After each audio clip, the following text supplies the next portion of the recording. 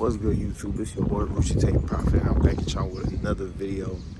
And today's video, I'm just gonna be telling y'all about some of the mistakes that I've been making, but you can avoid, so that way you can get to that next level and trading way faster and just not self-sabotaging yourself. So,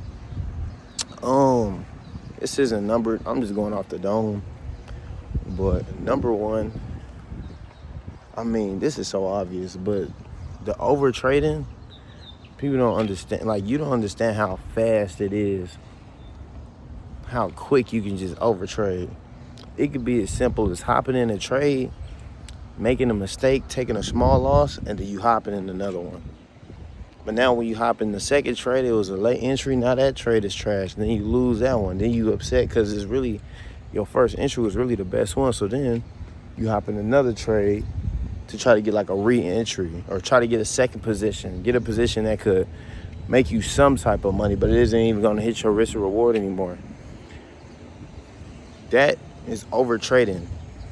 You making mistakes and then trying to fix them immediately is over trading. I get that you trying to fix a mistake, but it's over trading.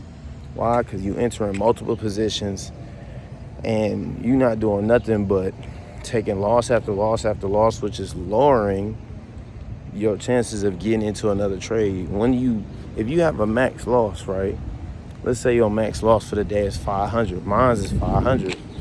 If I enter a position in the wrong area and I take a L because that's not where I really wanted to get in, I pull the trade. That's a minus $150. Now I only got $350 to trade with. But I hop in another trade, still risking 500. But I'm already down 150. So now you have a chance of being down 650 for the day. You're already doing it wrong. You're already messing up.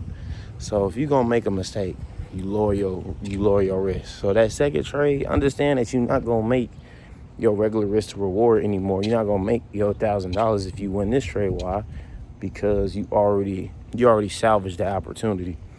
So you need to be grateful for the fact you still can trade for the day. And if you do take another position, it needs to be solid, but now you got a lower risk because you got to protect your capital. So, I mean, that kind of ties into my next point, which is over risking. And it's the same thing. Don't use too many contracts if you know that you might want to take 2 trades in one day. If you lose the first one, this is only assuming you lose the first trade, right? So if you lose the first trade, that way you can enter again and not lose more than your max daily. So over risking, that's pretty simple. Don't put too high of a contract size that you're not comfortable with losing. Now at the end of the day, some people do like to use, let's say, they don't want to lose 1,000 in a day, but they might have to in order to get that second trade to make their 2-to-1. For example, if I wanted to really make 1,000 that day and I messed up on my first entry and lost 150, just know, okay, well, I could take another trade and maybe I should just raise my max daily loss. So I don't want to lose more than 1,000, then I would just do that. I would just get in the second entry and then not switch, but just get in the second entry risking 500. So the most you can lose that day is 650. But if you can manage losing 1,000 in one day, that's fine. That's 2 losses though. So 2 losses. So tomorrow you're gonna have to take a win to actually get it back. And I think that's what I'm gonna do.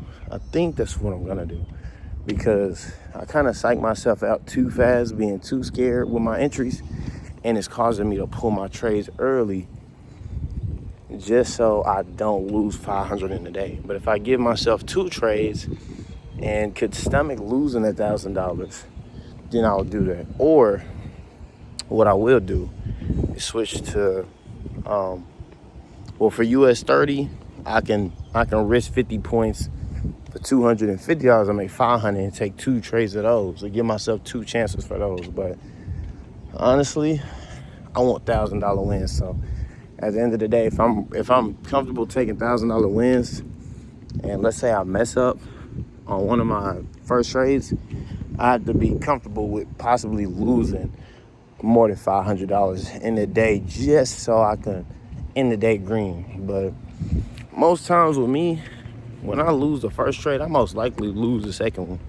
Just because when I lose that first trade, I kind of get too stuck in it. And I just recommend, if you do lose your first trade, whenever you're done with that trade, you need to clear your chart a little bit. Clear your chart of that first initial move, because you may have been wrong on the bias.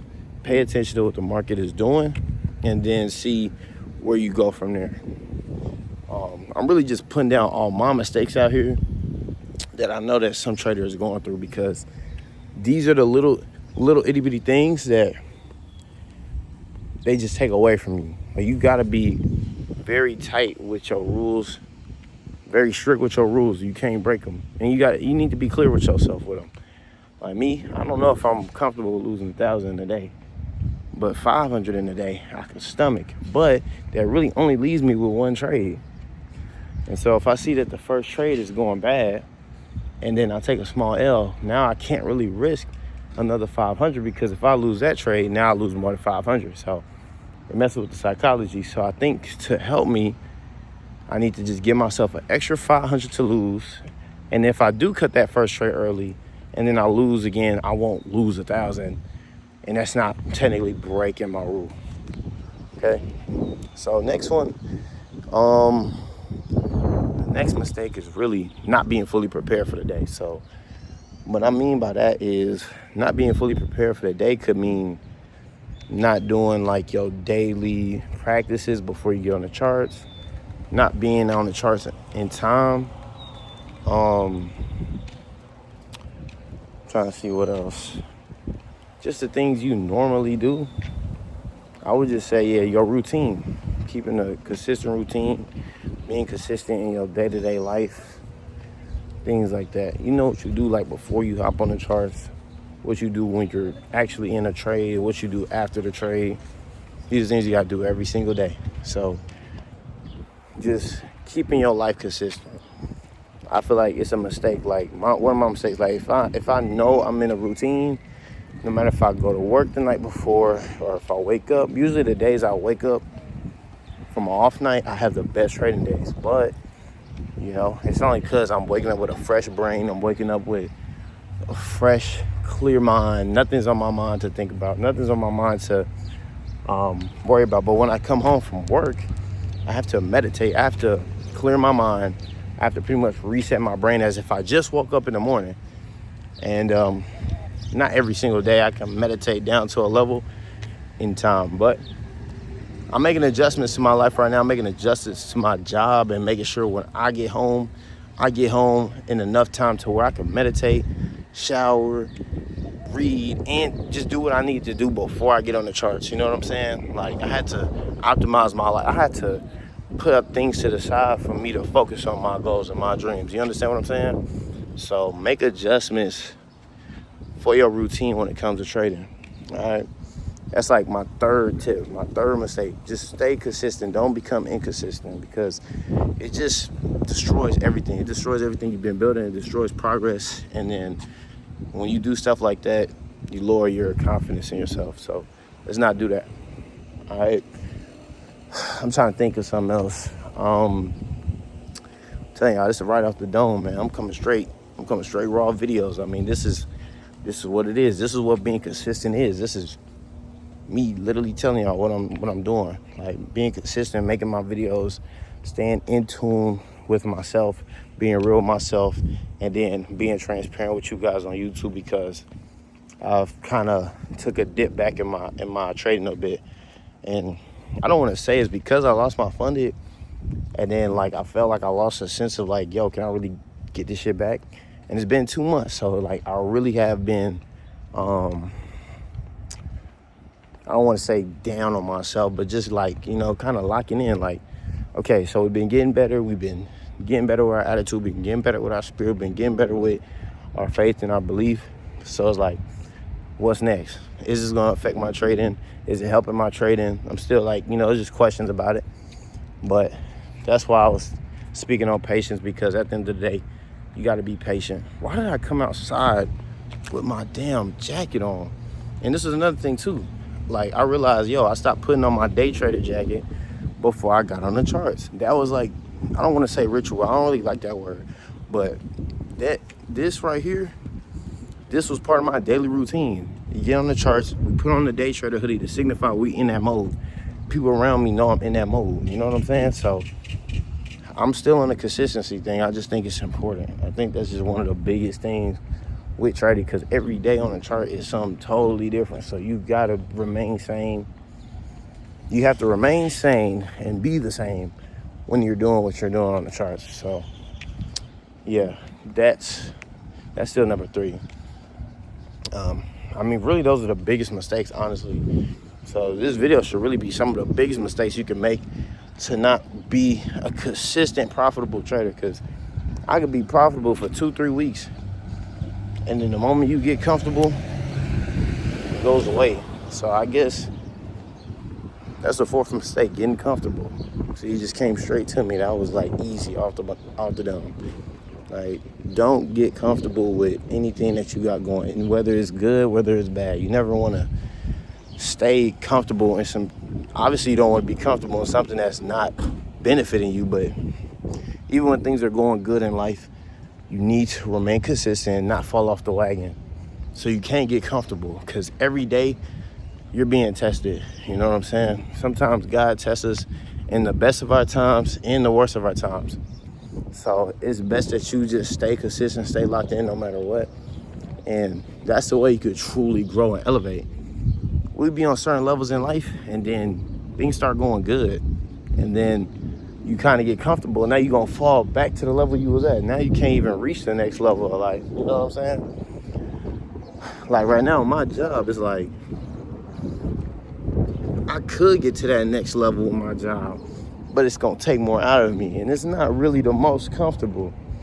But if I really want to get to the next level with my job, if I'm actually going to be mentally stable enough to do it while still trying to do my trading, in that case, if I didn't have trading going on, I would have to step it up, because I didn't have nothing else going on. So in order to step up to the next level in life, I would have to change what I do, change my mindset, and then get to the next level, and then stay in that level, in that range. Like, if you're gonna be leading a team, then it's another level that you got to get to. There's like a ceiling. Like right now, I'm at the ceiling of me just being a great worker. You know what I'm saying? Now it's like there's a line to get to the lead. I'm comfortable with being just a normal partner, but being a lead, I'm comfortable with being a lead too. But the pressures that come with being a lead, I don't think I've gotten that comfortable with that, because there's just more pressure being a lead. Everybody else's issues become your issues.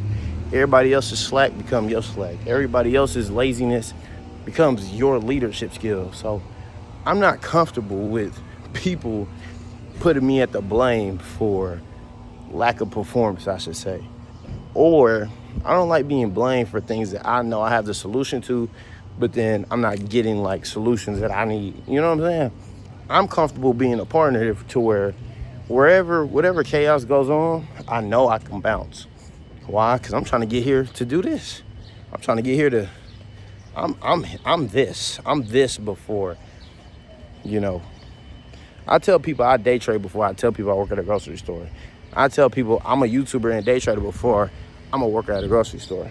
Like, that's just what I do. I just do that to live the life that I have, to live in an apartment, to have a car, to provide for my loved ones. That's what I do for that. But who am I? I'm a day trader, and I'm a YouTuber, content creator, inspiration, motivator. You know what I'm saying? I'm that first. So that's part of my identity, and I want to keep that at the center of my life. So that's another reason why I just got to be consistent in doing this, being a consistent day trader, being a consistent content creator, because I am that first. The more I feel like I'm putting in more time into something else, I start losing a sense of my abilities. Losing a sense of who I am, my character builder, my makeup. You know what I'm saying?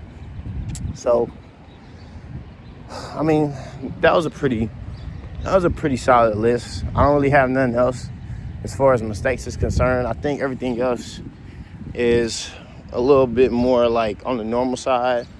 I just think I was able to take those and take it to the next level so you guys can understand.